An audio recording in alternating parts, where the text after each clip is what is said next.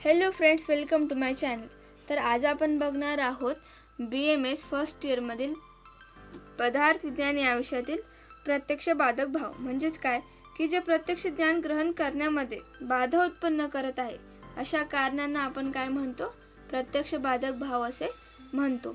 तर असे कारणे किती आहेत? 8 कारण आहेत की ज्यामुळे आपल्याला प्रत्यक्ष ज्ञान ग्रहण करण्यामध्ये काय होते, बाधा उत्पन्न होते. तर सर्वात प्रथम आपण बघूया अति दुरात. आता अति याच्यातून समजते अति म्हणजे खूप आणि दुरात म्हणजे काय, लांब. म्हणजे जे खूप लांब आहे अशा वस्तू आपल्याला दिसतात का? नाही. जसं की आकाशात असलेला पक्षी आपल्याला दिसतो का? नाही. त्याच्यानंतर काय, सामिप्यात. आता सामिप्यात म्हणजे एखादी गोष्ट खूप जवळ आली की आपण बघू शकतोय की तिला नाही. सपोज एखादं बुक घेतलंय, आपण पुस्तक घेतलंय आणि खूप जवळून आपण वाचण्याचा प्रयत्न केला तर आपण वाचू शकणार नाही, बरोबर. एका मर्यादित अंतरानंतरच आपण ती जे पुस्तक आहे ते वाचू शकतो. त्याला काय म्हणतात, सामिप्यात. म्हणजे एखादी गोष्ट डोळ्याच्या खूपच जवळ असेल तर ते आपण बघू शकणार नाही. इथे उदाहरण काय दिले आहे तर डोळ्याचे काजळ, जे की आपण आरशाच्या सहाय्याने बघू शकतो. त्यानंतर काय, इंद्रिय घातात. आता इंद्रिय म्हणजे काय, सेन्स ऑर्गन. आणि आघात म्हणजे काय की त्याच्यावर आघात झाला, त्याची इंजुरी झाली थोडक्यात. तर काय की म्हणजे आता एखादा बहिरा व्यक्ती, आपण त्याच्याशी किती बोललो तर त्याला ऐकू येणार आहे काय? नाही. म्हणजे तिथे काय होतं, त्याला प्रत्यक्ष ज्ञानामध्ये अडथळा निर्माण होतोय, म्हणजेच काय, इंद्रिय घातात. ठीक आहे की हे एक सुद्धा एक कारण आहे की जर आपण आपले सेन्स ऑर्गनच व्यवस्थित नसतील, हेल्दी नसतील तर आपण ऐकू शकणार नाही, बोलू शकणार नाही, बरोबर. मग आता मनो अनवस्थानात म्हणजे काय की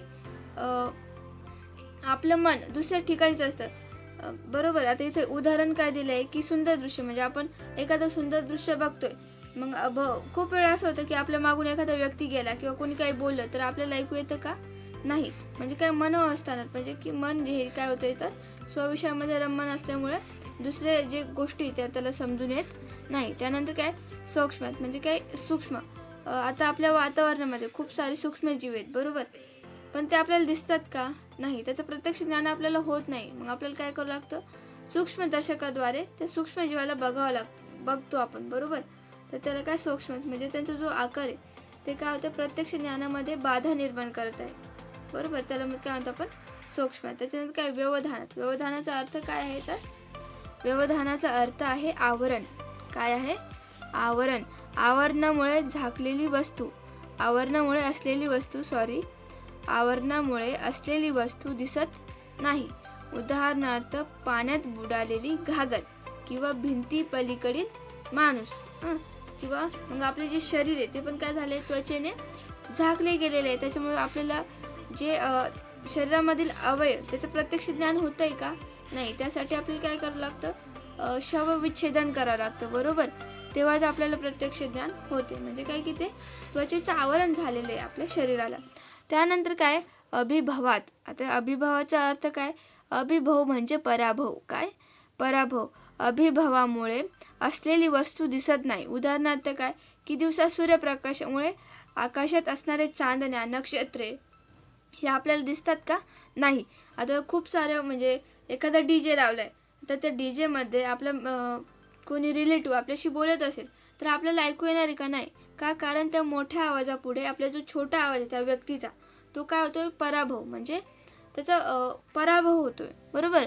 त्याच्यानंतर काय, मधुर रसात्मक साखरेकडून म्हणजे काय, साखरेने काय होते, कडू चवीचा काय होतं तर कडू चवीचा अभिभव होतो, म्हणजे पराभव होतो. ठीक आहे. त्यानंतर काय, समानाभिहारात. म्हणजे आता तुमच्या हातातील तांदूळ आहे, काय, तुमच्या हातातील तांदूळ आहे ते तुम्ही काय केले, तिथे तांदळाची रास होती, त्या तांदळाच्या राशीमध्ये टाकून दिले. मग आता तुम्हाला सांगितलं की काय करा, तुमच्या हातातले जे तांदूळ होते ना ते तुम्ही पुन्हा तुमच्याकडून घेऊन टाका. तुम्हाला ओळखता येणार आहे का तुमच्या हातातले कोणते होते? नाही. का? कारण तांदूळ निवडण्यामध्ये काय असते तर कोणते ते कळत नाही. का? कारण एकापासून दुसऱ्याला ओळखण्यासाठी म्हणजे एक गोष्ट दुसऱ्या गोष्टीपासून वेगळी त्याच्यासाठी काही विशेषत्व पाहिजे ना, की तुमच्या हातातले जे तांदूळ आहे ते थोडेसे वेगळ्या शेपचे पाहिजे किंवा वेगळ्या रंगाचे पाहिजे. असं असेल तरच आपण काय करू शकतो, ओळखू शकतो. सेमच असेल तर काय होतं त्याचं की आपल्याला ज्ञान होत नाही की आपल्या हातातील तांदूळ कोणते होते. मग त्याला काय म्हणतो आपण, समानाभिहारात, बरोबर. तर आता काय केलेलं आहे चरकांनी की जे सांख्याने सांगितले ते सेम टू सेम तसेच आहे, फक्त काय केलं, नाव बदललं आहे थोडक्यात. काहींचे काय केलं, त्यांनी नाव बदललं आहे की मी सांगितले थोडक्यात असं. त्याच्यानंतर काय, इंद्रिय घातात तेच करण दौर्बल्य. त्याच्यानंतर मनोवस्थानात त्यांनी त्याचं तेच नाव ठेवलं. सूक्ष्मात म्हणजे अतिसूक्ष्मात तेच. व्यवधान म्हणजे आवरण, इथे आपण अर्थ बघितलं तर व्यवधान म्हणजेच आवरण. त्याच्यानंतर काय, अभिभवात समानाभिहारात तेच नाही. आय होप तुम्हाला हा व्हिडिओ समजला असेल तर नक्कीच लाईक करा, व्हिडिओला शेअर करा आणि सबस्क्राईब करा. थँक्यू.